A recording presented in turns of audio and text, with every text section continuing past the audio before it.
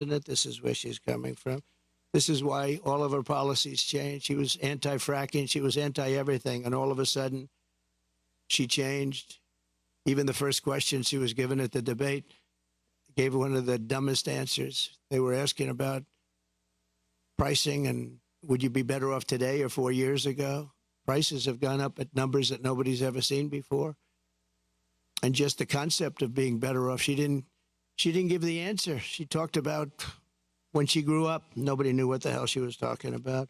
And based on the polls, it didn't work because Rasmussen, as you probably saw, just came out and they just lifted me up by 6 points for president, which is one of the biggest increases they've ever had in one little short period of time of a couple of days. Up 6 points. And I thought the debate was great. I thought I did very well, but I was fighting three people. I was fighting the crazy left radical lunatics at ABC, I think considered the worst, by me, considered the worst broadcaster out there. George Slopadopoulos, that whole group, they're bad. And I lost a lot of respect for David Muir. He came at me with things, and we'll go over it in a second, but I was right about the crime stats going way up. The fact is the FBI didn't report them, and we're able to keep the stats essentially flat. But the new numbers came in. I guess somebody in government likes me because the new numbers were just released, and you'll see the kind of numbers that we're talking about went not only up, but up at record levels like nobody's seen before when everything was included. Crime and drug overdose deaths here have skyrocketed by 40, 50, and 60%, and murder has reached an all-time high. We don't want this for our country. That's why I'm doing this. I don't like doing this other than I know you all have the nicest view you're going to ever have. But somebody's got to explain this one. There's a radical left, Marxist, communist, fascist. As border czar, she then launched a colossal invasion of California's southern border.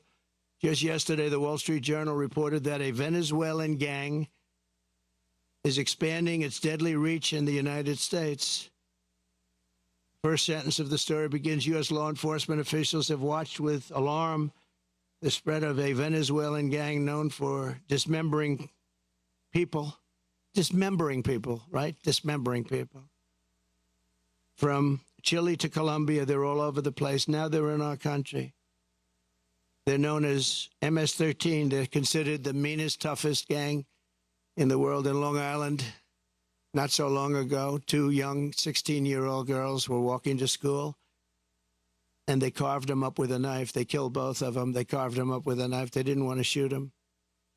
And we got them out. I got them out so fast, and we did a big number, and I wanted to thank ICE while I'm at it, because ICE has been unbelievable. Border Patrol has been unbelievable.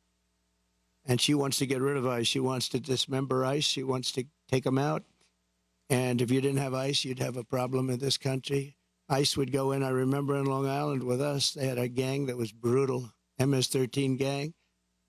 They came out of prisons from different places.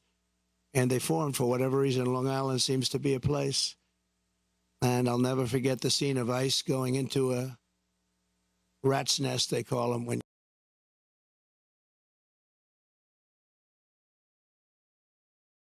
and they walked into that nest, and you just saw arms and fists and feet. Everybody was flying. And 3 minutes later, he saw it. 3 minutes later, they walked out with these guys, dragging them out by their feet and throwing them into paddy wagons and bringing them into jails. And then we got them out of the country and moved them back to where they came from, which Obama was unable to do when he was president. Obama was unable to do because the countries wouldn't participate. They wouldn't allow them back. But I called those countries, three of them. Guatemala, take a look. Mexico, too, to a large extent. And